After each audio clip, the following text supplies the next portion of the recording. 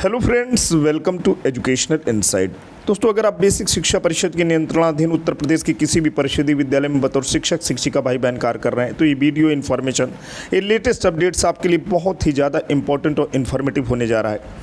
दोस्तों, अगर आप शिक्षा मित्र हैं, अनुदेशक हैं, सहायक शिक्षक हैं, प्रभारी शिक्षक हैं या पूर्णकालिक हेड टीचर हैं, तो दोस्तों आपको बिल्कुल जानना होगा, समझना होगा कि विद्यालय में जो भी वेतन मिलते हैं, चाहे मानदेय मिलते हैं, वो आपके बच्चों को पढ़ाने के लिए हैं, बच्चों को कायदा सिखाने के लिए हैं।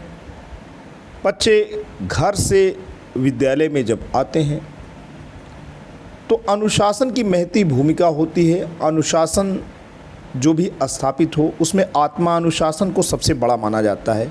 बच्चे सेल्फ मोटिवेटेड हों, बच्चे कुछ कर गुजरने की हसरत रखते हों, लेकिन ऐसा प्रायः दोस्तों नहीं होता है।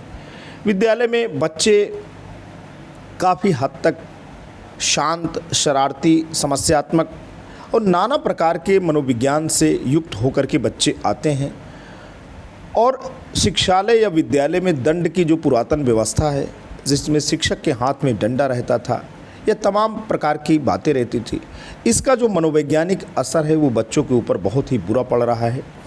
और काफ़ी हद तक अनुशासन को स्थापित करने में दंड की जो भूमिका है उससे सरकार और जो मनोवैज्ञानिक हैं, मनोविश्लेषक हैं, समाजशास्त्री, शिक्षाविद और हमारी राष्ट्रीय शिक्षा नीति में भी ये बात कही गई है कि दंड का जो विधान है वो अनुशासन के स्थापना में बच्चों के मनोविज्ञान से एक प्रकार का खेल है। ऐसे बच्चे जो कि डरे सहमे, असुरक्षित और दुश्चिंता से युक्त होते हैं, उनके व्यक्तित्व का समग्र विकास कभी नहीं हो पाता है। बेसिक शिक्षा विभाग ने कुछ बुलेटिन जारी किया है, कुछ बातें कही हैं। विद्यालयी परिवेश में अगर कोई भी शिक्षक शिक्षिका दंड के विधान का प्रयोग कर रहा है तो दोस्तों बिल्कुल अलर्ट हो जाना है, बिल्कुल उन्हें वार्न हो जाना है, क्योंकि ये व्यवस्था महानिदेशक स्कूल शिक्षा को भी बिल्कुल भाती नहीं है। वहीं से पत्र निर्गत हुआ है और बड़ी बातें निकल के आई हैं कि किस प्रकार से दंड के परिहार करने हैं और शिक्षकों को अपने को इस दंडात्मक व्यवस्था से दूर रखने हैं। दोस्तों, बच्चों को लिखाने पढ़ाने में डराना भी बहुत ही ज़रूरी है, क्योंकि ये कहा जाता है कि less anxiety means less achievement and more anxiety means less achievement, but moderate level of anxiety means more achievement. बच्चे को थोड़ी चिंता तो होनी चाहिए। बच्चा उदासीन, शिथिल अगर रहेगा तो ध्यान को तो उसके आकर्षित करने ही पड़ेंगे।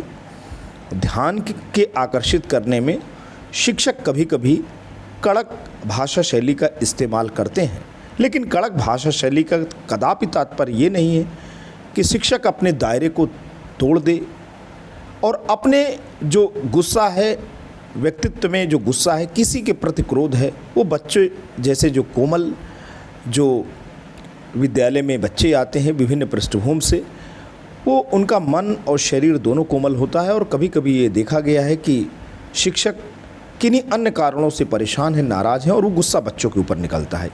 ये जो प्रोजेक्शन का कार्य है, ये जो प्रक्षेपण का कार्य है, वो बिल्कुल नहीं होना चाहिए। आइए दोस्तों, वीडियो लंबा ना हो, हम महानिदेशक स्कूल शिक्षा के उस पत्र का हवाला देते हैं और हम बात करेंगे कौन कौन से दंड आपको बिल्कुल दोस्तों देने नहीं हैं। दोस्तों, स्कूलों में दंड पर प्रतिबंध के संबंध में पत्र निर्गत हुआ है 12 अगस्त 2024 को, और इसमें जो बहुत महत्वपूर्ण बात है, ये पूर्णतः प्रतिबंधित हो गया है। बच्चों को झाड़ना, फटकारना, परिसर में दौड़ाना, चिकोटी काटना, छड़ी से पीटना, चिकोटी काटना। दोस्तों, चिकोटी काटना 2 बार लिखा हुआ है, इसका मतलब चिकोटी शिक्षक ज़्यादा काटते हैं। कहीं ना कहीं ये चिकोटी वाली बात ज़्यादा आई है। चाटा मारना, चपत जमाना, घुटनों के बल बैठाना, यौन शोषण, प्रताड़ना, क्लासरूम में अकेले बंद कर देना, बिजली का झटका देना एवं अन्य सभी प्रकार के विकृत्य जो अपमानित करके नीचा दिखाने, शारीरिक एवं मानसिक रूप से आघात पहुँचाने और अंततः मृत्युकारित करने वाले हों सम्मिलित हैं। तो दोस्तों, ये बात जो है ये बहुत ही दुर्भाग्यपूर्ण है, क्योंकि इसमें राष्ट्रीय बाल अधिकार संरक्षण आयोग सक्रिय है। वही शिक्षा विभाग में बाल हितों की रक्षा के लिए ऐसे बुलेटिन बनाता है और महानिदेशक स्कूल शिक्षा को, चूँकि विद्यालय एक बहुत बड़ा रूप है उत्तर प्रदेश में, तकरीबन 6 लाख से ज़्यादा शिक्षक हैं, ऐसे ही विद्यालय हैं। और अनुशासन को स्थापित करने में दंडात्मक व्यवस्था अभी भी चल रही है। तो समस्त बच्चों को व्यापक प्रचार प्रसार के माध्यम से अवगत कराया जाए कि उन्हें शारीरिक दंड के विरोध में अपनी बात कहने का अधिकार है। इसे संबंधित अधिकारियों के संज्ञान में भी लाया जाए।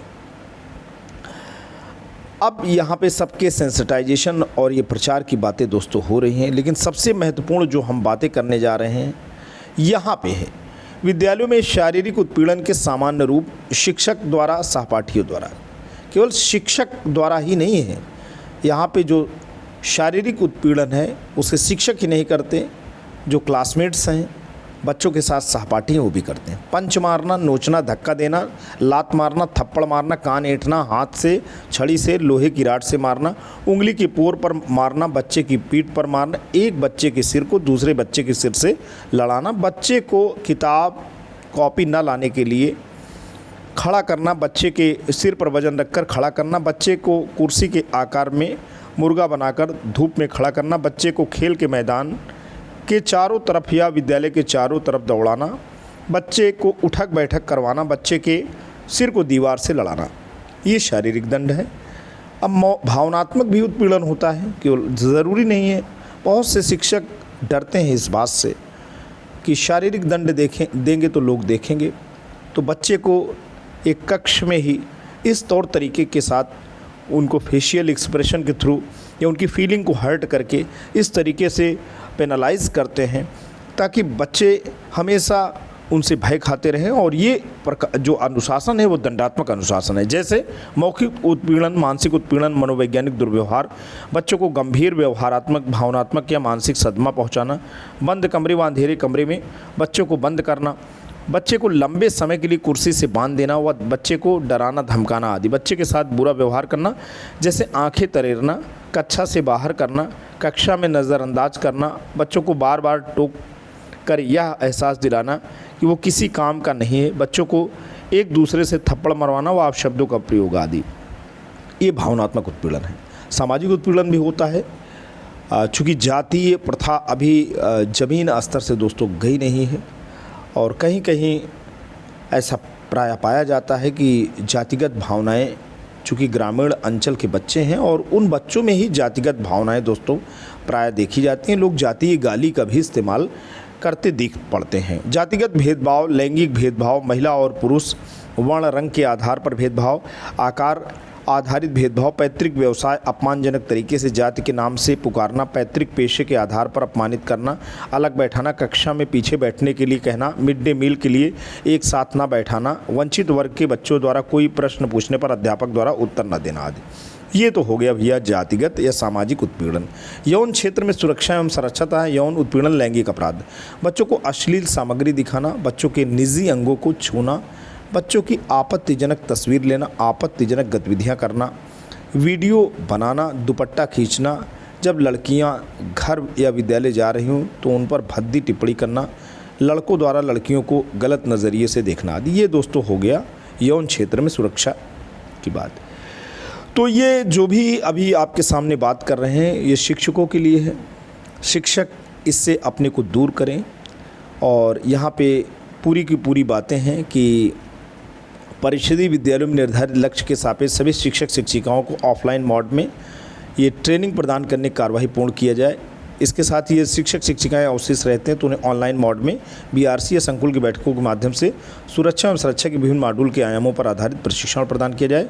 यदि किसी शिक्षक द्वारा दिए गए निर्देशों का उल्लंघन किया जाता है तो ऐसी स्थिति में प्राविधानिक दंडों के बारे में भी अवगत कराया जाए। तो दोस्तों ये कुछ नंबर यहाँ पे दिया गया है जो कि बड़ा ही इम्पोर्टेंट जान पड़ता है। और यहाँ पे दोस्तों दिया गया है कि शिकायतों के त्वरित निस्तारण हेतु जून 2024 में माननीय मुख्यमंत्री महोदय द्वारा निःशुल्क टोल फ्री नंबर 1800-889-3277 का शुभारंभ किया गया है। उक्त के संबंध में निर्देशित किया जाता है कि उक्त टोल फ्री नंबर जनपद के प्रत्येक विद्यालय के नोटिस बोर्ड या मुख्य प्रवेश द्वार पर अस्थायी रूप से अंकित कराया जाए और उक्त टोल फ्री नंबर पर प्राप्त शिकायतों सुझावों की मॉनिटरिंग प्रदेश स्तर से की जा रही। साथ ही पोर्टल पर प्राप्त शिकायतों का त्वरित निस्तारण की कार्रवाई सुनिश्चित की जाए।